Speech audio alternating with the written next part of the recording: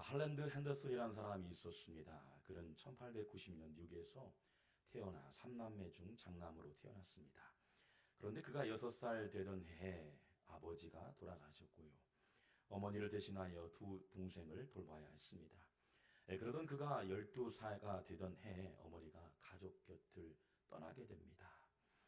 안 해본 일 없을 정도로 10살 때부터 고생하기 시작했던 핸더슨, 농장 인부로서 일하게 되고 보험 설계사의 역할을 감당하며 또한 철도 노동자가 되기도 합니다. 또한 많은 사람들의 운전을 맡아서 운전을 하기도 합니다. 그러나 그는 그 후에도 지지 않는 근면 성실함을 가지고 있었습니다. 29세가 되던 해 1920년도 이 켄터키주의 니콜라스 빌이라는 지역에서요, 주유소를 경영할 수 있도록 제의를 받습니다. 당신에게 경영권을 드리겠습니다. 그래서 주유소를 운영할 수 있도록 경영권을 받습니다. 매사에 오는 손님마다 친절하게 인사합니다. 안녕하세요. 어서 오세요. 좋은 아침입니다. 굿모닝으로 인사했습니다. 친절과 서비스로 정신으로요, 많은 고객들을 끌어모으기 시작했습니다. 심지어 여행하는 사람들을 위해서 맛있는 음식들을 제공하고 선물을 하기도 했습니다. 나름 음식들을 잘 준비했던 사람이기도 합니다. 나날이 늘어가는 요리 실력도 늘어나게 되었고요. 식당을 정식으로 시작하고 사업을 시작합니다. 그러나 1939년 화재로 그의 레스토랑과 모텔이 소실되었습니다. 다시금 재건하고 싶었지만 그 도로 앞에, 그러니까 자기 건물 앞에 도로가 생기고 프리웨이, 그러니까 큰 고속도로가 생긴 말미암아 장사를 할 수 없게 되었습니다. 소위 망하게 되었지요. 손님의 발걸음이 끊게 되었고요. 다시는 가난에 허덕이게 됩니다. 이러한 어려운 상황에 아들이 죽음을 맞이합니다. 심지어는 자기 아내가 떠나게 됩니다. 정신병에 걸리게 됩니다. 너무나 고통스럽고 혼란스러운 시간들을 보냈던 이분에게 바람결에 돌려오는 노래 소리로 우연하게 듣기 시작합니다. 노래 소리가 들리는 곳으로 걷기 시작했습니다. 한 걸음 한 걸음 걷기 시작합니다. 노래를 가만히 듣고 보니 가사가 이런 가사의 내용이었습니다. 너 근심 걱정하지 말아라. 내 너를 지키시리. 주 날개 밑에 거하라. 주 너를 지키리. 주 너를 지키리. 아무 때나 어디서나 주 너를 지키리. 늘 지켜주시리. 할렐루야. 이 가사를 듣고 간 곳이 바로 예배당이었습니다. 핸더슨은 마음에 큰 감동을 받습니다. 주저앉을 수밖에 없는 인생 속에서 때로는 정신병까지 왔던 가정이 파탄됐던 상황 가운데도 나를 지켜주신다는 하나님의 약속의 말씀, 나를 붙드시는 하나님의 말씀, 아무것도 염려하지 말아라. 내가 너를 지키리. 예배당에서 펑펑 울면서 기도합니다. 하나님, 제 인생을 책임져 주시옵소서. 주님께 영광을 올려드립니다. 제 인생을 책임져 주시옵소서. 할랜드 핸더슨의 나이 65세래요. 정부 보조금으로 생활하는 어려움을 처했지만요, 주머니에 있던 돈으로 압력 밥솥을 삽니다. 그리고 전국을 돌아다니기 시작합니다. 그리고 치킨을 맛있게 튀기는 기술을 팔기로 결심합니다. 숙식은 차량에 해결하였고요. 많은 사람들에게 잡상인 취급도 받게 됩니다. 그리고 3년 동안이요, 1008번이나 많은 가게들의 문을 두드리기 시작합니다. 많은 사람들이 거절합니다. 그리고 거부를 당합니다. 그러나 그는 하나님을 만난 이유는 두려워하지 않았습니다. 계속해서 문을 두드립니다. 68세가 되던 해 1009번째 찾아간 레스토랑에서요, 마침내 계약이 성사가 됩니다. 11가지의 비밀 레시피를 제공했고요, 4센트를 받고 계약하게 됩니다. 여러분, 그가 누구일까요? 오늘날 100여 개 국가 중에서 1만 4천 개 이상의 매장을 갖고 있는 최고의 거부, 바로 여러분 잘 알고 있는 KFC 회장의 스토리입니다. 세계가 존경받는 사업가 위에 오르고요, 여러분 아시는 것처럼 수염이 긁는 이 노인 할아버지의 모습, KFC. 수만 개의 매장을 운영하는 거부가 되었습니다. 계속되는 실패, 2루의 인생에서 3루의 인생에서 내 너를 지켜주신다는 하나님 말씀을 붙들고 거침없이 이 세상에서 승리한다는 확신을 갖고 던 KFC의 회장. 오늘 그와 함께 했던 하나님께서 저와 여러분과 함께 하실 줄 믿습니다. 오늘 성경에 소개되는 인물 나이도 역시 마찬가지로 무려 85세의 나이에요, 자신의 인생에 새롭게 도전하겠다는 사람이 등장합니다. 도전하는 이에 비하면 우리는 청춘이죠. 85세 나이에 도전하겠다는 사람이 성경 말씀에 소개되고 있습니다. 우리가 잘 알고 있는 사람, 이 산지를 내게 주시옵소서. 주님, 이 산지를 내게 주시옵소서. 바로 이 산지의 주인공 갈렙의 이야기입니다. 하나님께서는 갈렙을 보시면서요, 성경에 구체적으로 이렇게 표현하고 있습니다. 한번 읽어볼까요? 민수기 14장 24절 말씀 같이 한번 읽어보겠습니다. 시작. 그 마음이 그들과 달라서 나를 온전히 따랐은즉 그가 갔던 땅으로 내가 그를 인도하여 드리니 그의 자손이 그 땅을 차지하리라. 아멘. 내 종 갈렙은 그 마음이 그들과 달라서 그 마음이 그들과 달랐다. 수많은 200만의 이스라엘 백성들이 있었지만 그들과 달랐다. 무엇이 달랐기에 하나님께서 기억되는 사람, 하나님의 시선이 머물렀던 사람, 성경에 기록할 만한 인물이라고 기록되면서요, 그의 사람에 대해서 구체적으로 하나님 마음이 온전히 전달되는 사람, 바로 갈렙을 의미합니다. 갈렙을 보면서 하나님은 감동이 됩니다. 얼마나 흐뭇했을까.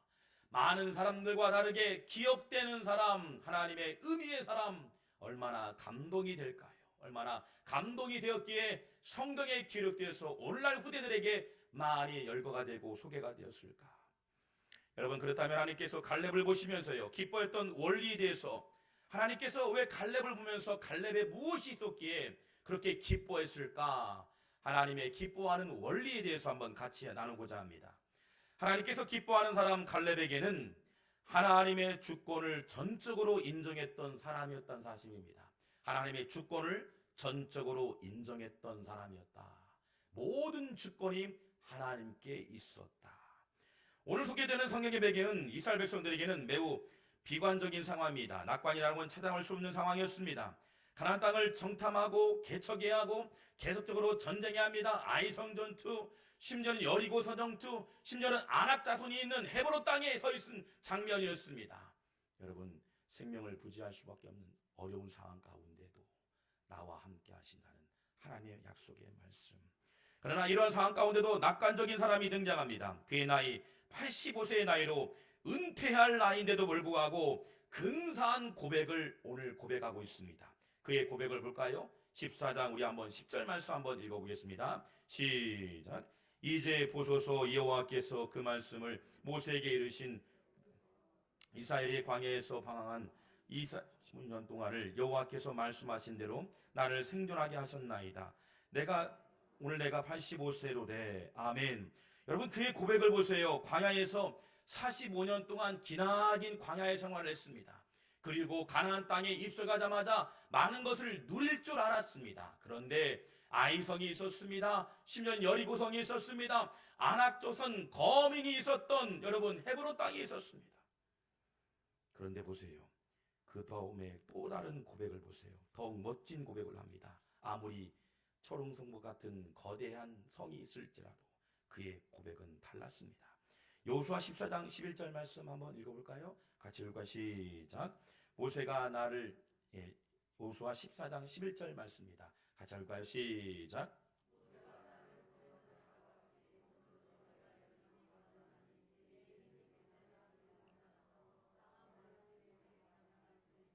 아멘. 얼마나 당당한지 모릅니다. 내 나이 85세지만 여전히 나는 강건하다. 자신 있게 말합니다. 연세가 드셨던 나이 85세지만 나는 강건합니다. 그리고 싸움도 할 수 있습니다. 거뜬히 어떤 미션이 나에게 주어져도 미션을 수행할 수 있는 강건함이 있습니다라고 고백합니다. 바로 하나님이 함께하기 때문에 아무런 문제가 되지 않는 믿음의 고백. 젊은 날에도 현재 지금의 상황 가운데도 변함없는 그의 당당한 기세, 그 기세가 여러분의 기세가 되시길 주의 이름으로 축원합니다. 나이는 진짜 숫자에 불과했던 거예요.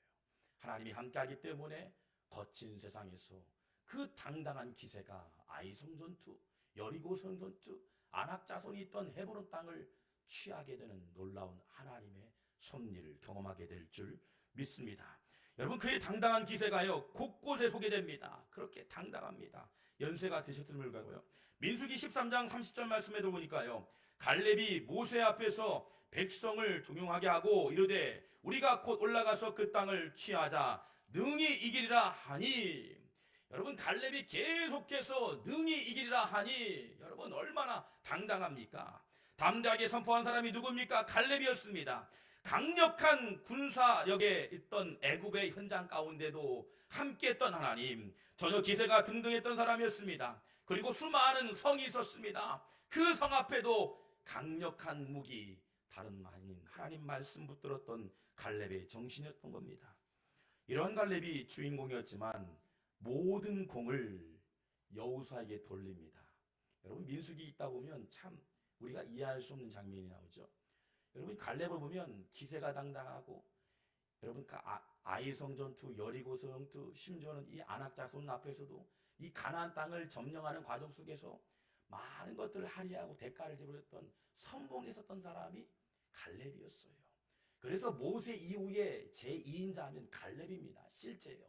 그런데요, 하나님께서 갈렙을 제쳐두고 여호수아를 딱 등장시킵니다. 서운할 수 있잖아요. 그러나 서운한 기색이 한 곳도 나오지 않습니다. 오히려요, 여호수아를 올려치킵니다. 그리고 여호수아를 따라갑니다. 그리고 그의 모든 메시지마다 그와 동행하며 기도하면서 모든 전쟁을 승리로 이끌었던 갈렙. 하나님께서 세우시겠다는 여호수아를 높여드렸던 갈렙. 그런 하나님께서 한 번도 서운한 마음을 보이지 않았던 갈렙. 생명을 지켜주신 것만으로 기뻐했던 갈렙. 얼마나 대단할까요? 세상은 1등을 기억하지만 하나님은 2등도 기억하셔서 쓰시는 줄 믿습니다. 할렐루야. 어떤 얘기는 1등의 자리처럼 보입니다. 어떤 얘기는 2등처럼 보입니다. 그러나 하나님 보기에는 그 자리를 감당하는 자에게 주셨던 사명이었던 겁니다. 여러분 다윗과 요나단을 보세요. 이스라엘 첫 번째 왕이었던 사울, 다음으로 요나단이 왕이 돼야 합니다. 왜냐하면 아버지가 왕이니까요. 두 번째 왕으로서 요나단이 세워져야 합니다. 요나단은 살인을 하지 않았습니다. 도둑질을 하지 않았습니다. 간음을 한 사람이 아니었습니다. 그러하기에 당연히 2대 왕으로 손색이 없던 사람이었습니다. 사울의 후계자로 지목되고 쓰임받아 할 만한 제목이었습니다. 결속 사유가 없었기에 당연히 왕위에 오르는 사람이 바로 사울 다음으로 요나단이 돼야 합니다. 그런데 요나단은요, 하나님께서 다윗을 왕으로 세운다는 사실을 알았을 때 요나단은 다윗을 올려드립니다. 생명을 바쳐 다윗을 위해서 보필합니다. 자신이 죽는 순간까지 다윗을 위해서라면 끝까지 신의를 지킵니다. 하나님 세우신 종이기에 그 종을 위해서 보필했던 요나단. 얼마나 멋집니까? 하나님은 이등 같은 결속 사유가 있었던 다윗을 왕으로 쓰시고자 결정하실 때 1등 같은 자리를 내놓았던 요나단을 보셨던 거예요. 그리고 다윗을 위해 헌신하게 합니다. 왕이 오르도록 생명을 바쳐 그를 왕이 오르도록 죽음의 순간까지 신의를 지켰던 요나단. 그 요나단의 고백이 여러분의 고백이 되길 주 이름으로 축원합니다. 세계 선교의 장을 펼쳐간 선교의 대가 하면 여러분 바울을 떠올릴 수 있습니다. 그러나 바울 이전에 바나바도 있습니다. 얼마나 근사합니까? 바나바는요, 인격과 성품이 참 탁월한 준비된 사람이었습니다. 온화한 성품을 가졌던 사람이 있습니다. 전문적인 지식과 탁월한 인재였습니다. 자신의 재산과 모든 인생을 할애해서 선교의 역할을 감당했던, 유럽을 주도했던 사람 중에 한 사람이었습니다. 당연히 이러한 사람이 세계 선교의 교도부 역할을 감당하기 위해 쓰임받아 마땅한 사람이었습니다. 그러나 유대인들을 살해하고요, 스테반 집사를 돌로 죽였던 사람, 초대교회 수많은 믿음의 사람들을 시련과 고통을 줬던 바울이 등장합니다. 하나님께서 바울을 다메섹 도상에서 만나게 하십니다. 그를 올려 쓰시고자 하는 그 순간에 바나바는 뒤로 물러섭니다. 여러분 속상할 수 있잖아요. 내가 자리를 차지하는데, 1등의 자리를 내가 차지하는데 오히려 바나바는 아무런 여러분 서운함도 보이지 않습니다. 자신은 뒤로 빠집니다. 바울을 올려드려 이방 선교의 아버지로 세웁니다. 여러분 초대교회 사도행전 6장을 보면 성도들이 많아지다 보니까요, 교회가 부흥해져요.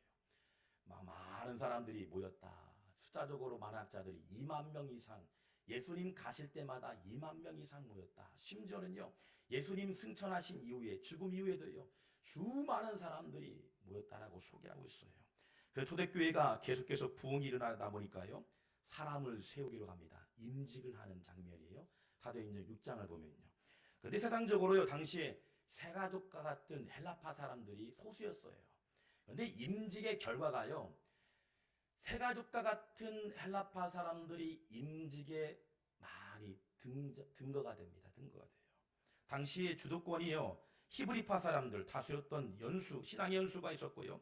다수였던 히브리파 사람들이요, 여러분, 갈등이 심화된 문제 가운데요, 자신이 뒤로 빠져요. 그러니까 임직하는데 내가 서야 합니다. 연수도 함께 했습니다. 애국 땅에서 나와서 얼마나 고생했습니까? 가나안 땅을 점령하고 우리 조상들이 그렇게 하지 않았습니까? 라고 얘기할 뻔해요. 그런데요, 사도행전 6장 7장 말씀 보면요, 임직 7지파를 세우면서 히브리파 사람들이 뒤로 물러고요, 오히려 세가족 같은 헬라파 사람들이 딱 등장하게 됩니다.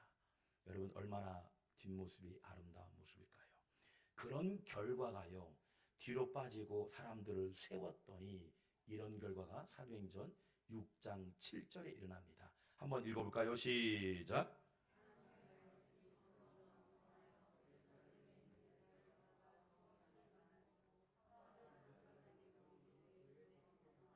아멘. 세상 사람 보기에는 오히려 히브리파 사람들이 더 많이 소개되고 더 많이 그 자리에 서야 합니다. 임직에 서야 합니다. 그러나 그 사람들이 뒤로 물러서고요, 투표를 했습니다. 오히려 헬라파 사람들을 뒤로해서 밀어주었던 거예요. 그 모습 보시고 하나님께서 수많은 영혼들을 부르시고 초대교회 왕성한 부흥의 은혜를 주실 줄 믿습니다. 여러분, 한국교회를 위해서 기도해 주세요. 저희 교단뿐만 아니라 많은 교단이 있죠. 지금 위기입니다. 내가 1등에 서야 한다. 내가 그 자리에 서야 한다. 임직 문제로요, 담임 목사 청빙하는 문제로 여러분, 자기 주장이 너무 가득해요. 한국교회를 위해서 기도해 주세요. 수많은 목회자를 위해서 기도해 주시고 장로님들을 위해서 기도해 주시고 충직에 있는 분들을 위해서 기도해 주세요. 지금 여러분, 코로나가 문제가 아니에요. 영적으로 지금 타락하고 하향 곡선 떨어질 대로 떨어지고 있어요. 왜일까요?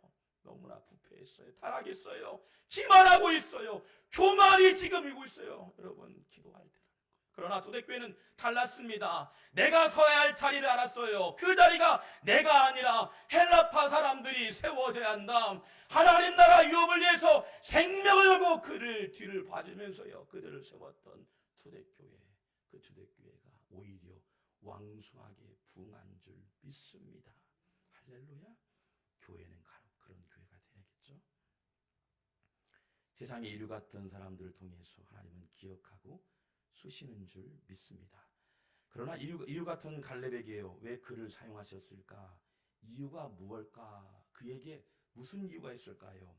그 이유가 14장 24절 민수기에 정답이 나와 있어요. 갈렙을 쓰셨던 이유, 여호수아 못지않게 갈렙을 쓰셨던 이유가 24절에 나와 있습니다. 우리 한번 같이 한번 읽어볼까요? 시작.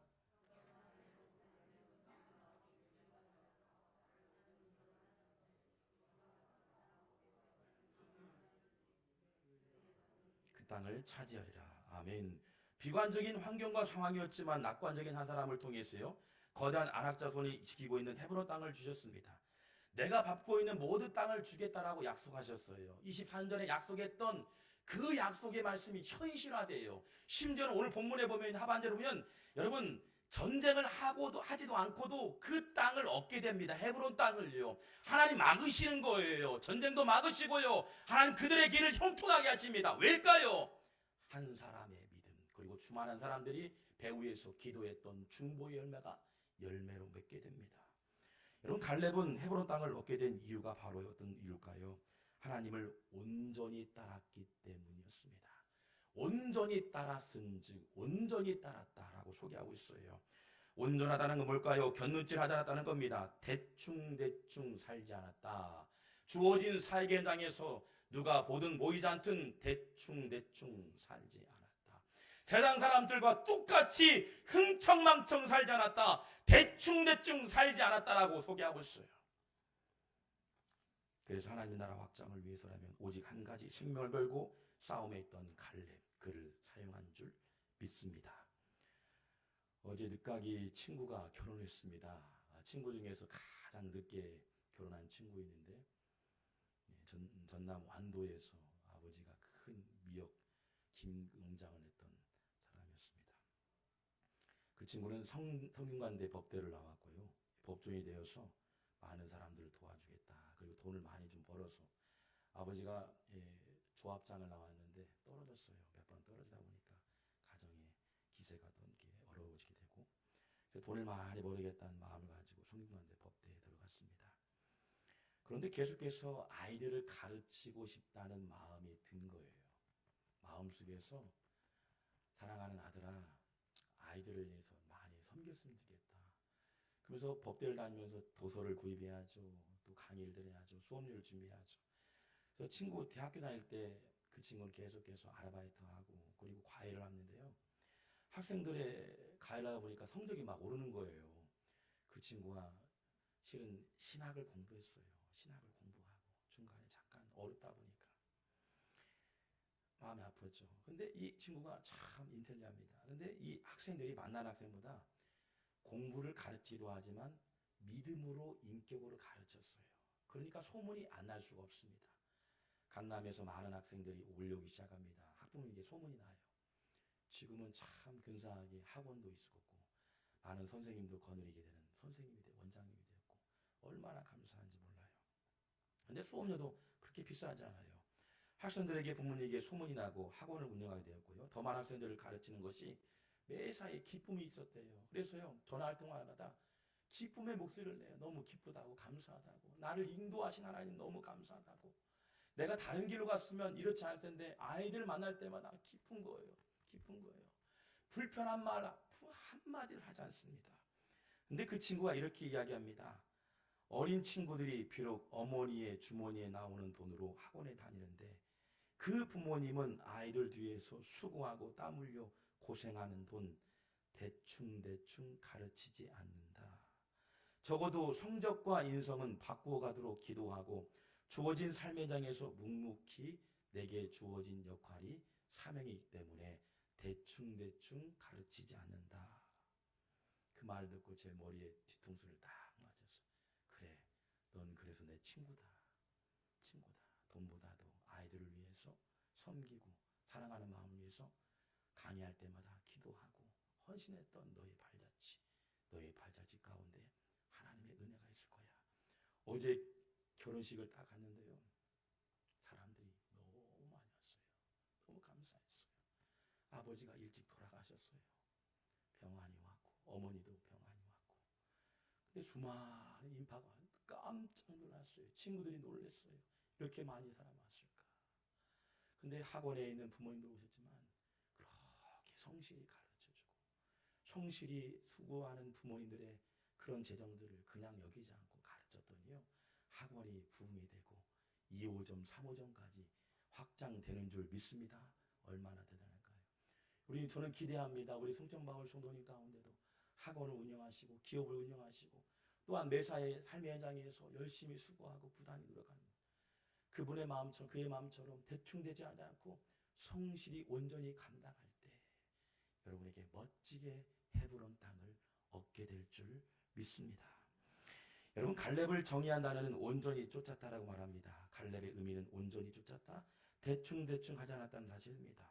오늘 하나님은 리더보다 갈렙에게 이렇게 이야기합니다. 온전히 따랐다.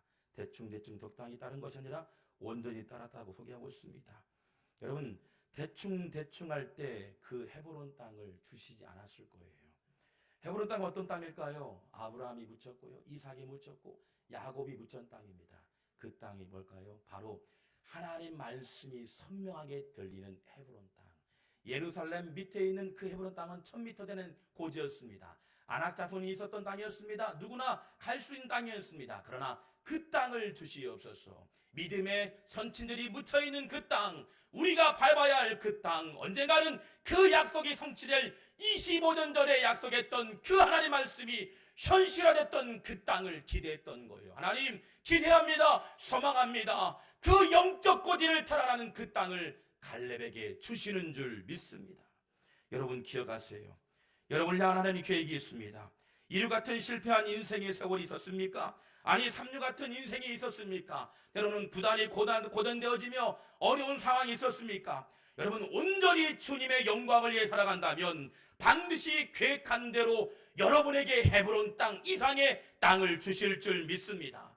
이 산지를 주시옵소서. 주님, 나에게 주신 비전, 하나님의 비전, 이 산지를 내게 주시옵소서.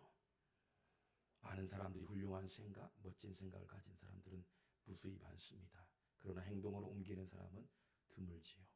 실패와 좌절의 현실 속에서도 현실의 슬픈 그림으로 다가올 때면 그 현실을 바라보지 말고 이 산지 헤브론 땅을 그려가며 멋지게 서 있을 그날을 기대하시는 믿음의 성도님 되시길 주의 이름으로 축원합니다.